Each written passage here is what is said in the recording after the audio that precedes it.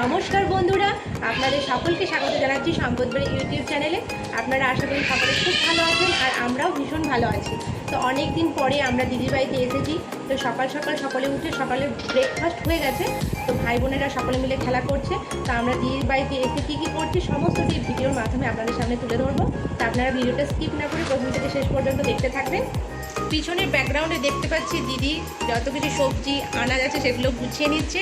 তো প্রতিবার যতবার আমি আসি ততবার মাংসটা মেজো জানাবো রান্না করে। আজকে যেহেতু একটু লেট হয়ে গেছে বলে সে তার কাজে বেরিয়ে গেছে।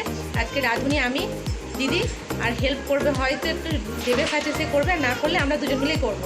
তা আমরা যখন করবো কী করে করছি সমস্তটা আপনাদেরকে দেখাবো। মাংসটা ধুয়ে এখানে সুন্দরভাবে রাখা হয়েছে, আর তার পাশে দেখতে পাচ্ছি মশলাটা দিদি রেডি করে রেখেছে এখানে। তো এখানে অনেকগুলো গোটা রসুন আছে, আর বাদবাকি মশলা যেগুলো আছে সেগুলো নিশ্চয়ই আপনারা এদের সাথে পরিচিত।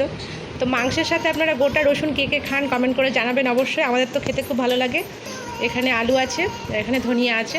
তো চলো মাংস রান্নাটা এবার শুরু করা যাক। মাংস রান্নাটা শুরু করে দিয়েছি অলরেডি। পেঁয়াজটা বেরেস্তা আগে করে নিয়েছি, তারপরে এখন আলুটা ভাজছি। রান্নাটা যখন কমপ্লিট হয়ে যাবে কত সুন্দর আমি রান্না করেছি আপনাদেরকে দেখাবো। আপনারা দেখে বুঝতে পারবেন যে রান্নাটা কতটা স্পাইসি হয়েছে। আমাদের রান্না বান্না কমপ্লিট হয়ে গেছে। এখানে ভাত আছে আর এখানটাতে মাংস রান্না হয়ে গেছে। দেখুন মাংসটা দেখে মনে হচ্ছে সুন্দরই হয়েছে, খেতেও সুন্দরই লাগবে।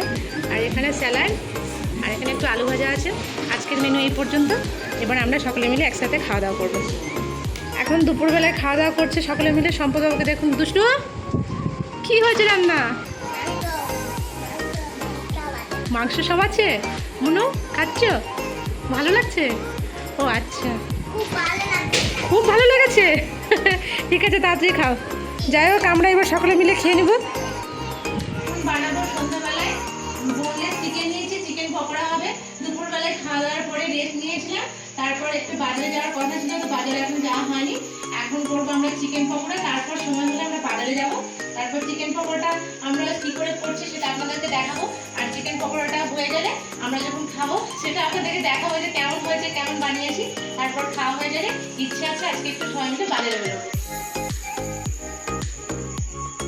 এখানে চিকেনটা মশলা দিয়ে মাখিয়ে রেডি করে নিয়েছি। মশলা মাখিয়ে চিকেনটাকে রেডি করে নিয়েছি। তারপর কিছুক্ষণ 10 মিনিট ফ্রিজে রেখে দেবো। তারপর বের করে গরম গরম চিকেন পকোড়া আমরা ভেজে নেবো।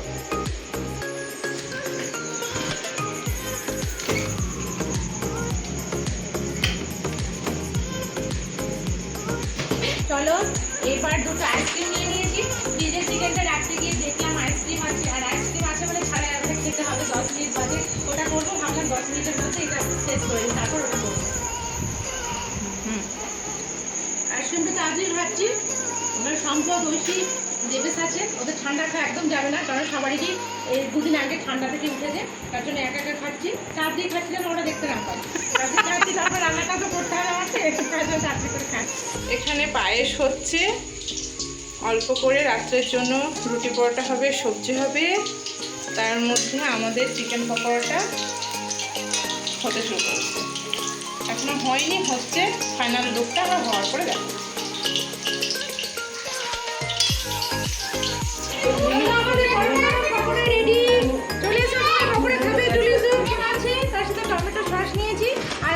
পেঁয়াজ কুচি, চলো সবাই মিলে একসাথে খাবো। রিভিউটা দিবি তো দেখো।